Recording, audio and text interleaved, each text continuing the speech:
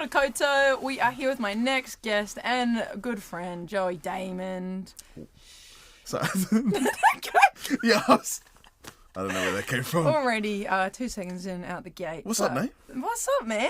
How's it going? I'm good. Bro, how's the gig? This is a new job. It's pretty cool. Tell me about it. You know what's funny? Because we sat down, about a year ago, and we were yapping about media and I think ops and things outside of what I was doing at the time. You were just about to go away for Oh if you're allowed yeah, to talk about a little TV show team. So that was when I was first getting into like stunts and action extra work. And that was my first gig, and then I got like the full SFX makeup and stuff, right. and it was a mean little gig. But then since then, it's just been boom. Well, I remember saying to you like that you definitely had the personality for it, which is one thing, but then I feel like you had the story for it too. Thank you. I appreciate it. I think, honestly, that's kind of how I was getting interviewed by somebody, and they were like, oh, did you know that RNZ's looking for somebody, and you should apply for it? And that's sort of, he basically was like, because you've got a cool story. People don't realize, like, I've got a lot of life experience that I think people don't realize. But I reckon. You've had a whole nother career, and I think that's real important. Like, I think people that have tried heaps of stuff always have the most, like, interesting...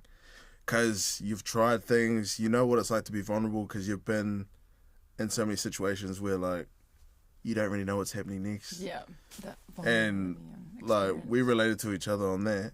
And then, that's why when you talked about that, obviously you were in the midst of, like, an MMA career. Actually. And So I think, like, you're the same. Because, like, honestly, I think not a lot of people realize how interesting your life has been, or your... Stop it. No, you're just like, so you're Fijian, Māori, Kiwi, right? Yeah. And you grew up all over the place, but mainly in Asia? Yes, I moved to... So, born in Wellington. Lived in Fiji till I was about 5 years old, something like that. Yeah. And then not long after that, moved to Malaysia for my dad's work. And then we lived there for a few years. And then I moved to India.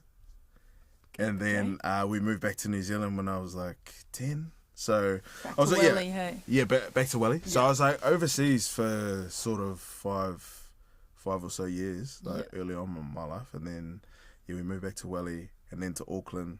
So I went to about 12 different schools by the time I started high school. And so it was, there's I guess there's so much in there to like speak about, but that was kind of my experience growing up, which was pretty crazy. A lot of different things and like life experience from a young age to like see different cultures and live over there and experience it. Yeah. And as we know, it's Fijian Language Week, which we love. And you were just sort of alluding to just the differences in Fijian culture in comparison to, I guess, your Māori culture. Because you've had both, but you've probably been more connected to the Māori side, right? Yeah, I mean... I definitely would describe it that way. Like, I only mean more connected in regards to, like, I guess my confidence in it. Like, my, because we moved back to Wellington, like, that's where all my whānau are from, and, like, my marai's there and Waifatu. So I grew up real close to, like, all my cousins and stuff, whereas most of my Fijian cousins, at least my immediate family, are all up in Auckland, out south. So I grew up in Mangere just as much as I kind of grew up in the hut back in Wellington. But yeah, when it comes to my Fijian side, I think my mum coming to New Zealand when she was quite young and being with my dad from quite a young age, she made quite a big concerted effort to connect to my dad's Māori side. Of course, yeah. To my dad's side, I should say. Almost as like a means to assimilate herself. To him, or I guess, is it? You reckon it's because like regionally you guys were in New Zealand, so she was like, maybe I just have to adapt to what the for sure, common? For sure, and that's like the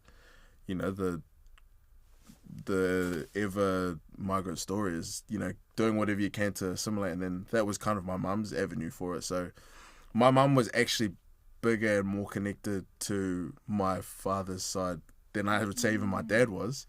But then because of that, my mum was the one that pushed us, ironically, into exploring our Māori side more. Yeah. And I think that was just her, as a Fijian coming to New Zealand, wanting to like pay respect to not only you know, the indigenous people of the land, but like now her own people. That's so beautiful, and like something that not everyone assimilates. Some people, as you're saying, like you've got the immigrant story, but not everyone comes here and is ready and open to adapt to what's going on. They sort of like want to bring their own culture here and stuff like that. So it's cool to know. But in that sense, growing up a little bit in Fiji, did you get that kind of connection then, or did you learn a lot? I think so.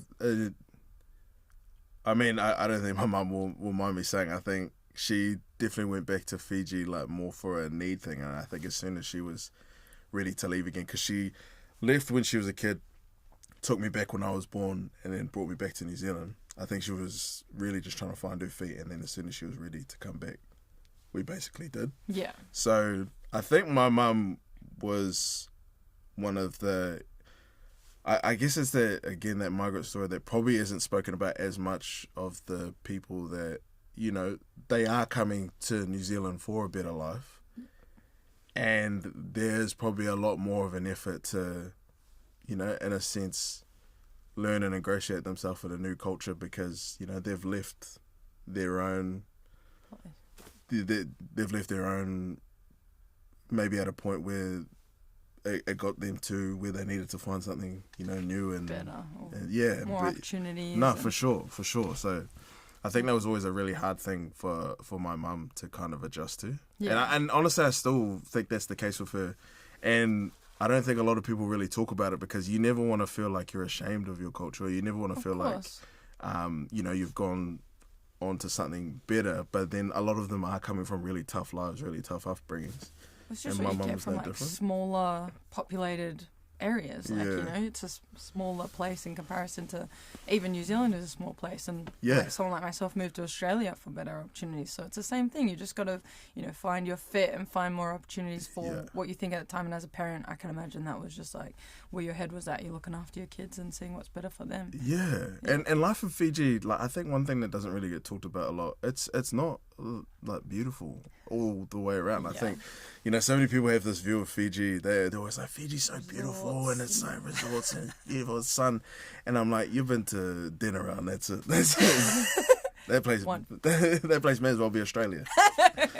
So, you know, it's not all like sunshines and rainbows, to be honest. Like it's the people there like really struggle, and it's a tough life for a lot of people there and a lot of parts of the country that I think us as Fijian people, you know, we don't really talk on things like that because it's not really part of our culture. Yeah, you were saying that like it's sort of more regular to be quiet, or like that's a more accepted way of being. Yeah. So there's and I honestly only learnt about this like the last few years. There's literally like a thing within our culture. There's a word for it, which is... Sorry, I don't know. But it's but there is one. It's around sort of this culture of silence within like Fijian culture, and silence, you know, represents to us it represents respect and wisdom, and I think a lot of Pacific cultures are like that, but Fijians were really, really intent.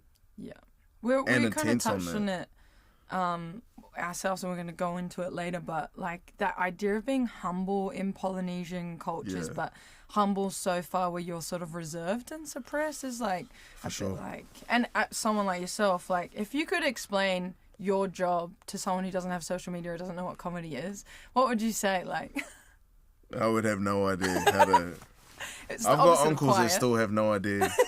They're like, what does Joe do? He stands on stage. How does he make money? Do they throw the money on the stage? I'm like, no, uncle, that's a different job. I don't know how you know about that one. I don't know who told you about that one, but that's not what Joey does. But obviously, it's sort of like what you do is like, I would say like the way you express yourself is obviously creative and it's humble in our young, I guess, point of view. But maybe from a cultural point of view, it's not, you know, quite consistent with that Fijian quietness. Yeah. So where do you think you found that? Do you think that sort of maybe came from a little bit more of your Māori side or growing up here? No, for sure. Yeah. Definitely more. No, you know what's funny is I think my confidence, I guess, to speak definitely came from like my Māori upbringing, more so like around my cousins and stuff, and you know what Māoris are like, they like we're loud as hell, sing, like, can't shut us up. So it was real interesting, I guess, growing up in two cultures that, to be honest, at the base of things are actually quite different. Yeah. There's so many similarities, of course, but I guess in how, even just in how, like, Māori, when we get around each other, it's like really like loud and giggly. Yeah, real like, giggly. Everyone's talking over top of each other. Yeah. Like... And Fijians, we are really, really funny, which is why I say I get my humor from my Fijian side. Yeah. But it's Fijians are always described as cheeky because it's very like low key, because we are funny people at heart, but and how we express it is a little bit more low key. Again, because of that culture of silence that I guess is like so ingrained in us. Again, It's like a respect thing, and it's it's a humility thing. It's so many different things within our culture, and that's why honestly you find like a lot of Fijians are actually quite quiet people, and I'm quite a quiet person in general, which I think confuses a lot of people. Yeah. And I think if you don't understand Fijian culture, it would probably not make sense as to why I am quite a quiet person. But I think once you understand that, it really does make sense. Like when you walk into a lot of people would ask me, they're like, you're a comedian. Your house must have been jokes all around. And my response is always, nah, when you got a Fijian mother, that house is dead silent 24/7. But not in a bad way. It's just like how we are. Me and my brothers, we're very quiet. You'd walk into our house and it's like just quiet in general. And again, it's a respect thing, but it's also a comfort thing.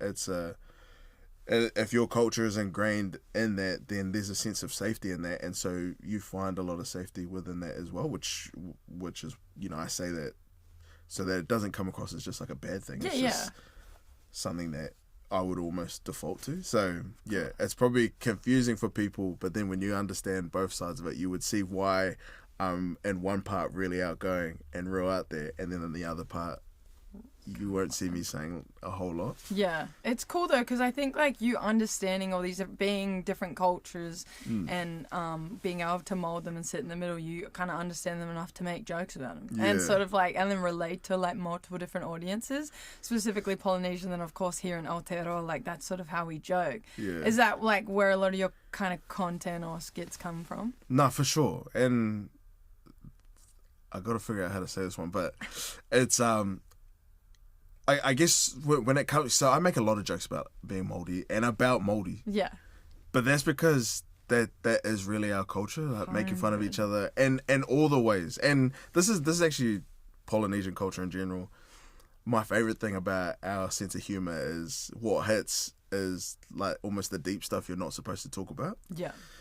And I think every culture in the Pacific is like that. And I would say Fijians not so much, but then I feel like it's probably because we're actually Melanesian, we're part of our own thing, a little bit different. Yeah, so I think when we get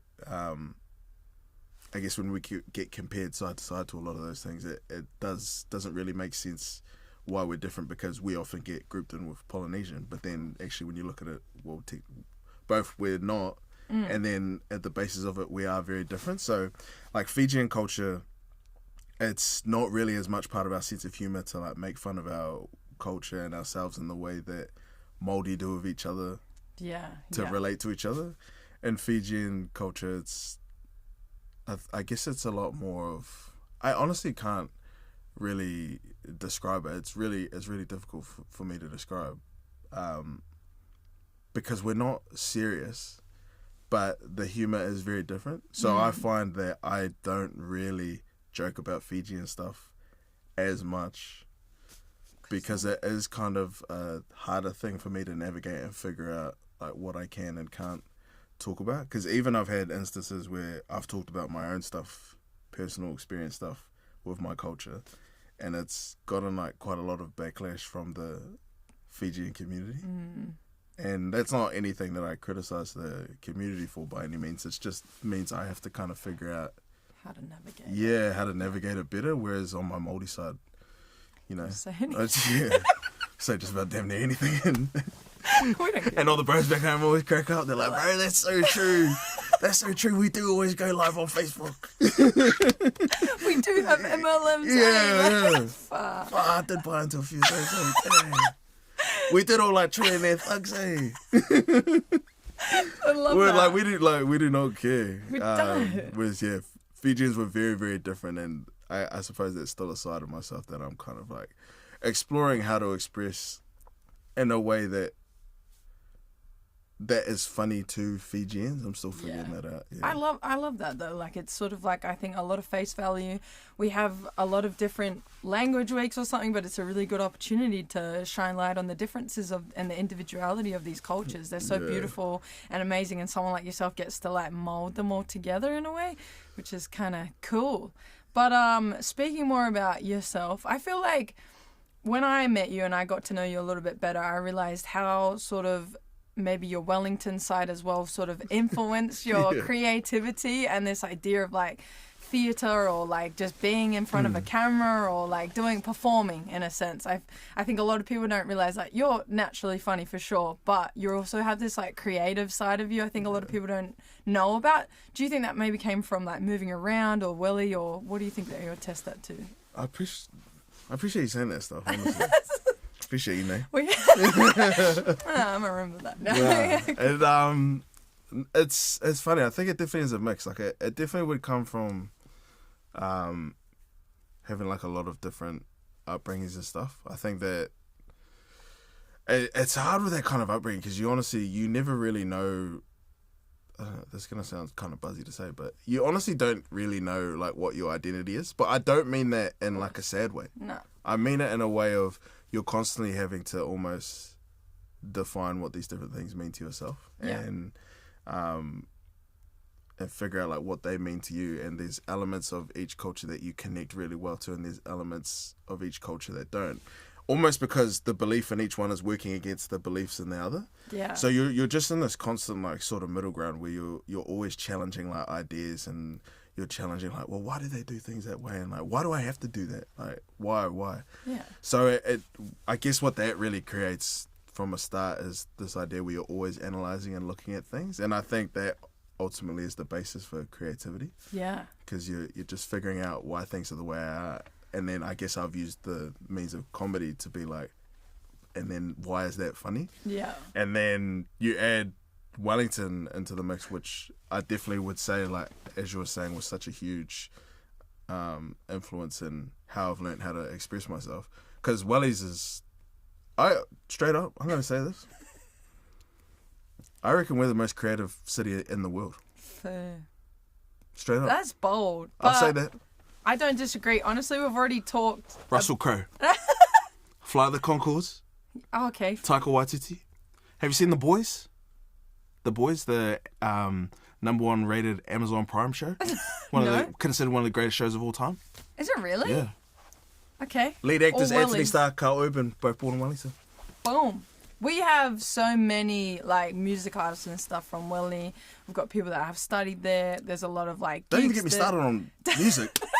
That's what I'm saying. Yeah. So like I know like we've been talking a lot of. I've never been to Welly. I'll just say that right now. Can't beat Welly on a good day apparently. But Janay. No one's invited me down. Like no, I just haven't. The bus is like $50, bro. No, it's not. It can't be in this economic climate. Yeah, no, it's definitely inflated. Definitely it's more than 50 now. But all I'm hearing and all I'm seeing is just so much creativity coming out of it, which is mean. And I think because I mean, what you do is not just like making funny videos on the internet. Don't get me wrong, that's like one of my favorite parts of what you do. But you do a lot of like, you did bounces, obviously, and people are still talking about it. And how many years ago was that? Damn, probably like 2 years ago. Yeah. And making, you're like very well into writing and making those things. You're not just like the Joe Daymond person playing yourself or anything like that. You're coming up with a lot of these ideas. Like that's something that was Welly vibes, or? Yeah, I would say so. Like one of the things that's mean about Wellington is, and I think what makes us creative down there is kind of that thing again. I think when you mold so many things that are different, that challenge each other, that creativity comes naturally out of that. And Wellies is very much, I hate this word, but it's the only way I can think of, a melting pot. A melting pot. I used That's that a very the other day. RNZ word, eh? That's going. I'd hear that in the morning. It's a melting pot. That's for sure in a couple of journalists' cycles hard, today. hard.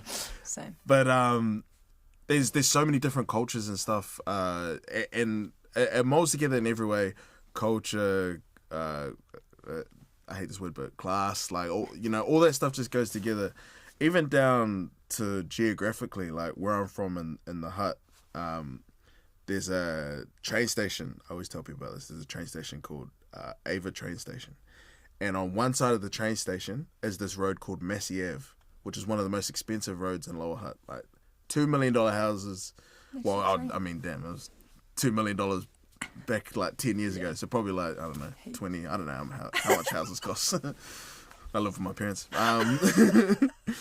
So literally on one side of the train track is Macawa, Woburn, one of the richest streets, and then on the other side is Moida and Waifatu, which is all like the state housing, and that's the side I'm from.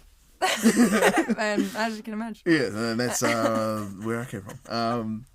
But yeah, it's that's like crazy. It really is a melting pot. Yeah, as I was saying, yeah. but like literally right next door. Right next door, and you catch the same train from Wellies if you go to school in town, or from Upper Hutt if you go to school with sheep, and you just hop off and both groups go to each side, but you would have all just gone to the same school together. Crazy. So I think that's why Wellies brings up so many creative people, because it's just so many people from different parts all sort of coming together. And I think there's so much. This is real underrated, I reckon, but there's heaps of like real creative people that come from sort of like the lower North Island, like Manawatu, Wairarapa, like those sorts of areas. Yeah. Napier, all the way across to Whanganui. Like that whole part of New Zealand is real underrated for that stuff. Yeah. And they always sort of teeter down to Wellies. Yeah. Like Jermaine Clements from Masterton, which is a real sort of buzzy rural town, I would say. Oh, it's a city. Just. Yeah, just there. About an hour and a bit outside of Wellies. Yeah. And yeah, they always just find their way down, and so I reckon we get all the sort of real interesting minds that come to a place like that, and then that's why I kind of grow up with this feeling of, damn, I feel like there's so much more I want to say and do, because you grow up around people like this that are saying and doing so many interesting things. Oh, that's cool. But yeah, I'm running for mayor of Wellington I was just next about year. to ask. No, I don't even know if there's In an saying election. that, you've just come. Man, I can't keep up. You've been to Europe, you've been to America, you come back from Aussie, whatnot. We've got a lot going on at the moment. What's coming up? Do we have anything coming up other than running for mayor? No, legit. Honestly, nothing, eh? No, I was trying to find a better answer. Nah. But some people have been asking me, they're like, what have you got in the plans? My issue with Nothing. you is that I'm always like, what are you up to? And you're always like, I don't know. And then I'll open up my Instagram and this guy will be in Europe. And I'll be like, what are you talking about? You're up to nothing. You're like, oh, maybe I'm going to go to like, I don't know, America. And then you're just out here hanging out with Theo Von. And I'm like, you didn't mention that? Like, that's that Fijian side. There's no, not much. Not much, just hanging out with Theo again, No, I honestly, this year a big thing for me has been like being more I guess fluid with myself. Just letting myself kind of go along with the tide and just see what sort of crops up. Because in previous years, anyone that kind of knows me knows I've always been a person with plans and like knew exactly what I was doing and knew down to the T like what my goals were and how I wanted to get there, and each day was sort of planned out, and I was always very set on what I wanted to do. And I think it just but I'm naturally not like that. I think I did it because once I was really lucky to start getting recognition in New Zealand, I think I thought I really need to mold to the successful person. Yeah, and know what I'm doing and know what my goals are and know how to work on Excel spreadsheets and like pitch shit, like all that stuff. Yeah. And I kind of just got away, I guess, from what made me successful, which was just being in the moment and like just following kind of what felt right to me and not getting too caught up on what people are doing and the things I should be doing, and just letting things come to me more so. Be authentic with yourself. That's what you're known for. So.